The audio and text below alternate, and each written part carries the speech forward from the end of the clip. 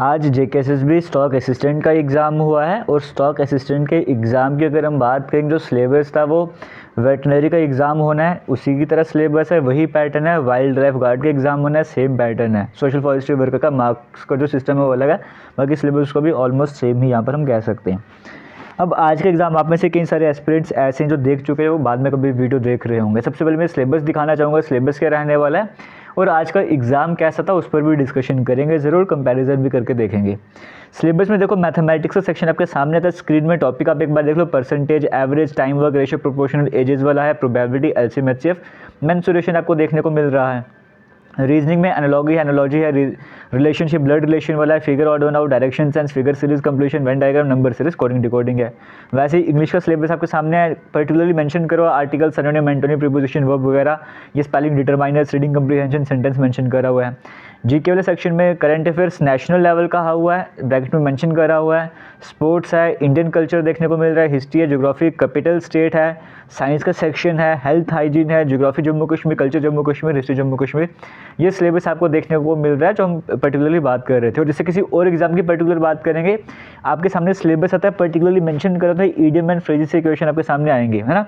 Homophone से question आएंगे, particularly mention करा हो यहाँ पर, तो हाँ हम बोलते हैं हाँ ठीक है आने वाला है, क्योंकि पर्टिकुलर मेंशन करा, हम इसकी तैयारी करके चलेंगे। इस तरह से रहता है। हालांकि जैसे यहाँ पे आपको बोला जाएगा कि ट्रिग्नोमेट्री की तैयारी करें, ट्रिग्नोमेट्री की तैयारी करके जाओगे, क्यों? क्योंकि सिलेबस मेंशन है। पॉलिनोमियल्स, इक्वेशन मेंशन, आप तैयारी करके जाओगे। इस तरह से रहता है ना, जो चैप्टर दिए उसके हिसाब से तैयारी करनी पड़ती है।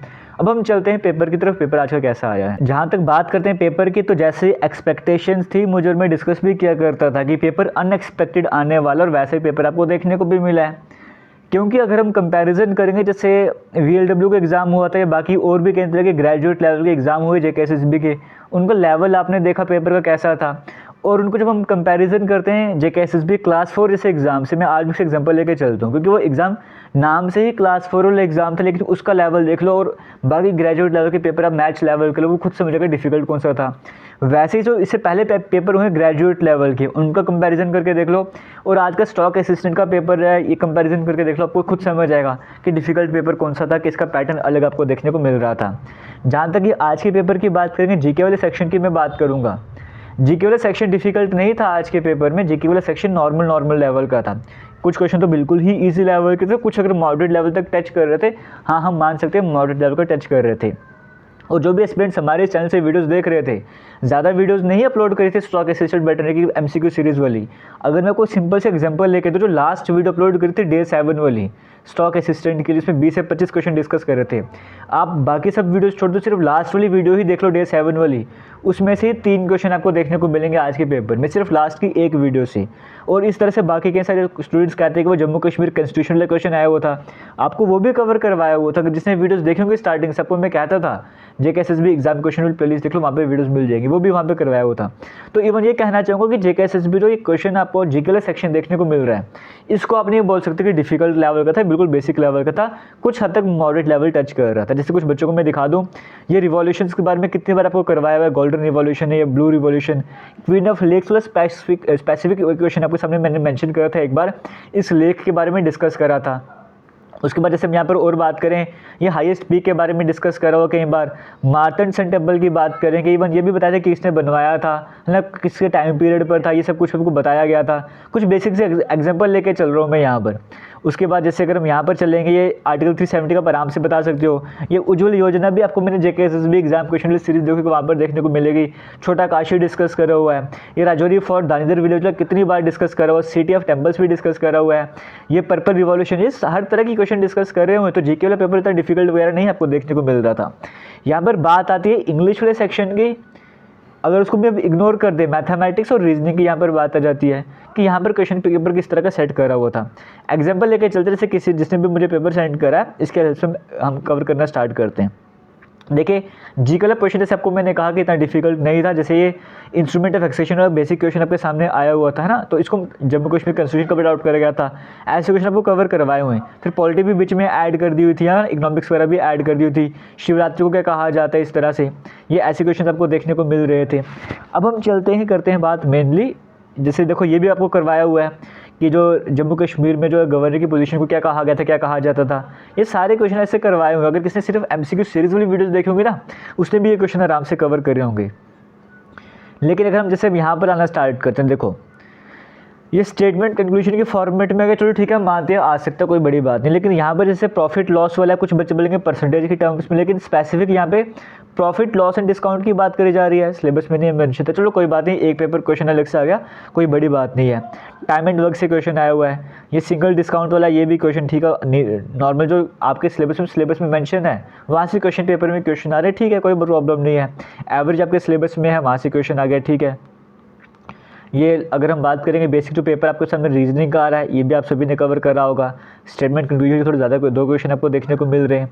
बाकी मैथ का पेपर देख लेते हैं। ये पाई चार्ट तो ये बार ग्राफ वगैरह किसी भी सेक्शन में मेंशन नहीं करा था और यहाँ से पेपर आपके सामने आ चुका है। अब यहाँ पर कई सारे एस्पिरेंट ऐसा बोल सकते हैं कि यहाँ पे थोड़ा परसेंटेज की टर्म्स में वगैरह वो है, लेकिन पाई चार्ट स्पेसिफिकली मेंशन नहीं करता सिलेबस में। आपके सिलेबस में क्वेश्चन पेपर आपको सामने देखने को यहाँ पर मिल रहा है।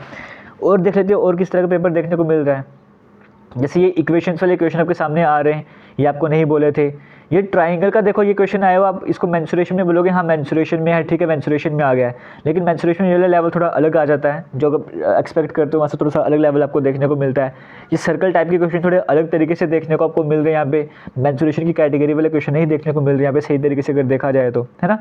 फिर ये डिस्काउंट वाले आपको देखने को मिल रहा है, हालांकि इसको परसेंटेज की कैटेगरी में आप ऐड कर सकते हो कि परसेंटेज का क्वेश्चन वगैरह आया हुआ है, अगर आप ऐड करना चाहते हो। फिर जैसे ये बेसिक अलजेब्रा वगैरह से सिंप्लीफिकेशन वगैरह से क्वेश्चन बोल दो, वो वाले यहाँ पर आपको देखने को मिल रहे हैं। ये कंपाउंड इंटरेस्ट वगैरह आपको देखने को मिल रहा है। तो ये सिलेबस में मेंशन नहीं करा था, वहाँ से एग्जाम में क्वेश्चन आ रहे हैं, इस तरह के क्वेश्चन है, तभी स्टूडेंट्स कह रहे हैं कि पेपर आउट ऑफ सिलेबस था। अभी डाइस क्यूब चाहे क्वेश्चन आसान होते हैं, एस्पिरेंट्स अगर पढ़ेंगे तो इन क्वेश्चन को करने में टाइम लगने नहीं वाला। ट्रिक्स करवाई हुई आपको इसे यूट्यूब चैनल पर आराम से कवर कर सकते हो। लेकिन बात यह है कि अगर सिलेबस में मेंशन होता तो स्टूडेंट्स को क्या लगता है कि वो इसकी तैयारी नहीं करते। ये एक चैप्टर आप 30 मिनट की वीडियो देखते, कोई भी क्वेश्चन आता आप आराम से अटेम्प्ट कर लेते, आप आराम से कर सकते थे। बात है सिलेबस में मेंशन नहीं था। उसके बाद जैसे अगर हम बात करेंगे ये ग्रेटेस्ट ये तो चलो आ जाता है, ठीक है, हाँ हमने नंबर सिस्टम वगैरह सिलेबस में मेंशन करता, वहाँ से पेपर आ गया। तो इस तरह से अभी तक कितने सारे क्वेश्चन आपको दिखा दिए जो आपके सिलेबस में नहीं थे, फिर भी आपको ऐड ऑन करे गए। और कई सारे टॉपिक ऐसे जैसे एक भी क्वेश्चन आपको पेपर में देखने को नहीं मिला जो कि पेपर में आने चाहिए थे, है ना। तो ये सब कुछ भी आपको देखने को मिल रहा है। फिर इंग्लिश वाले सेक्शन की बात करें, जैसे यहाँ पे स्पेसिफिकली बच्चों को कहना है, और एक तरह से सही बात भी है कि देखो यहाँ पे जैसे ईडियम फ्रेजेस की बात करेंगे। ये ईडियम फ्रेज सिलेबस में मेंशन अगर मेंशन हो तो हम तैयारी करके जाते हैं ना, जैसे बाकी जो एग्जाम होते हैं JK SSB के वहाँ पे मेंशन करा होता है तो हम पढ़ के चले जाते, कोई बात नहीं है। लेकिन यहाँ पे स्पेसिफिक मेंशन ही नहीं करा होता। और एक हद तक बच्चों की बात भी सही है, स्पेसिफिकली जब JK SSB मेंशन करता है तो यहाँ पर भी मेंशन करना चाहिए था। ये एक्टिव पैसिव वॉइस की बात करेंगे, वो तो कहीं पे नामो निशान ही था उसका, फिर भी वो एग्जाम में एक्टिव पैसिव वॉइस से क्वेश्चन आपको देखने को मिल रहे हैं। तो वो कहाँ से सिलेबस में आ गया एक्टिव पैसिव वॉइस, वहाँ से क्वेश्चन कैसे आ सकते हैं, ये डायरेक्ट इनडायरेक्ट सिलेबस में कहाँ से आ गया। तो इस तरह के जो एस्पिरेंट्स हैं वो प्रॉब्लम फेस कर रहे थे, जो कि जेन्युइन वगैरह भी उन सभी की है।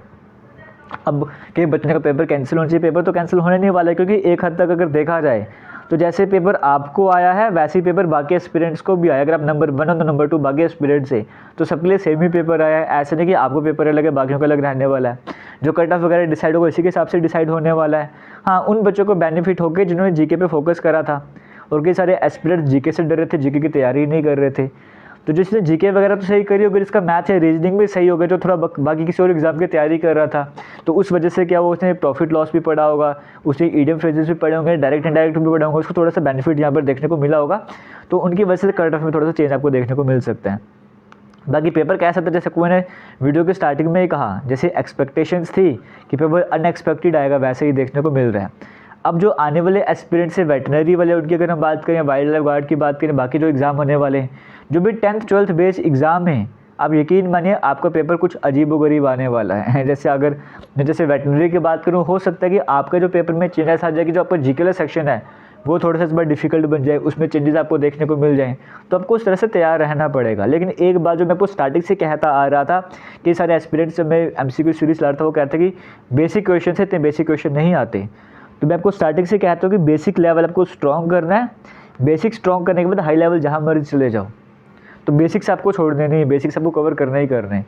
तो इन सभी बातों को ध्यान पे रखते हुए आपके लिए एक MCQ सीरीज़ फिर से स्टार्ट करी जाएगी। स्पेशली वाइल्ड लाइफ गार्ड की बात करूँगा और वेटनरी वाले एस्पिरेंट्स की बात करूँगा। स्पेशल MCQ सीरीज़ आपको यहाँ पे स्टार्ट करी जाएगी। और ये MCQ सीरीज़ जो है वो दूसरे यूट्यूब चैनल पर चलाऊंगा, defence and SSC exam YouTube channel पर, क्योंकि इस यूट्यूब चैनल पर जो अभी फीमेल सुपरवाइजर की क्लासेस चल रही हैं वो वाला कोर्स चलता रहेगा, तो आपको नोटिफिकेशन प्रॉपर वे में आते रहे। 1 महीने का टाइम आपके पास है, इसीलिए स्पेशल MCQ सीरीज़ आपके लिए दूसरे यूट्यूब चैनल पर चलाई जाएगी। और जो स्टूडेंट्स फुल कोर्स को ज्वाइन करना चाहते हैं या फिर वो टेस्ट सीरीज़ को ज्वाइन करना चाहते हैं, वो इसी वीडियो के कमेंट सेक्शन में डिस्क्रिप्शन बॉक्स में लिंक मिलेगा, वहाँ पर जाकर ज्वाइन कर लेना। जो नए टॉपिक आपको पेपर में देखने को मिले हैं वो सारी वीडियोस भी वहाँ पर ऐड कर दी जाएंगी, सो दैट आपको वो ईजी बन जाए, आपको किसी तरह की डिफ़िकल्टी ना आए। तो वो सारे टॉपिक जो एक्स्ट्रा पेपर में आपको देखने को मिले वो वाली वीडियोस भी वहाँ पर ऐड हो जाएंगी।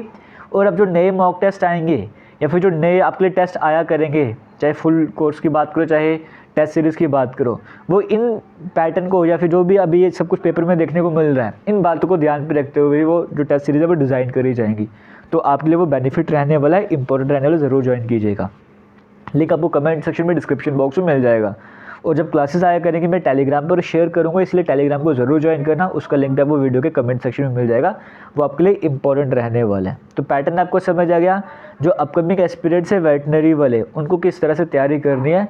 सिलेबस देखो सारा है, सिलेबस के सारे टॉपिक आपके एग्जाम में आपको देखने को मिले ही नहीं, कितना बड़ा सिलेबस था, और कुछ ऐसे क्वेश्चन आपके पेपर में आ गए जो सिलेबस में ही नहीं थे। तो इसीलिए आपको कह रहा हूँ कि जो आपका सिलेबस है वो तो कवर करना ही करना है, आपको थोड़ा सा एक्स्ट्रा भी कवर करना पड़ेगा, इस बात पे फोकस करना पड़ेगा। जैसे मैथमेटिक्स की तैयारी करी थी, वो 2 से 3 चैप्टर और से कवर करने पड़ेंगे, रीजनिंग में 3 से 4 चैप्टर और एक्स्ट्रा करने पड़ेंगे, क्योंकि अगर आप चाहते हो कि किसी भी तरह का रिस्क नहीं लेना चाहते हो, अभी भी टाइम है, तो इन बातों को ध्यान दो, तो इन बातों पर फोकस करना पड़ेगा। अब आपके सामने ये हो सकता है कि कट ऑफ कितना रहने वाला है, क्योंकि आंसर की बात चुकी है, इसकी पेपर भी सबके पास अवेलेबल है, आंसर की भी ऑफिशियल साइट पर अवेलेबल है, आप अपने स्कोर वगैरह चेक कर सकते हो, स्कोर वगैरह कितना रहने वाला है। तो एक मैं पोल वगैरह करवा देता हूँ, उसके बेसिस पे देखते हैं कट ऑफ वगैरह कितना बनता है, और वो एक अनाउंसमेंट यूट्यूब पे कर देंगे कि इतने बच्चों ने वोट करा, इतना स्कोर वगैरह, वहाँ सबको और क्लैरिटी मिल जाएगी। तो फिलहाल वीडियो को शेयर कीजिएगा, ये आपसे शेयर करना चाहता था मैं। थैंक यू और जय हिंद।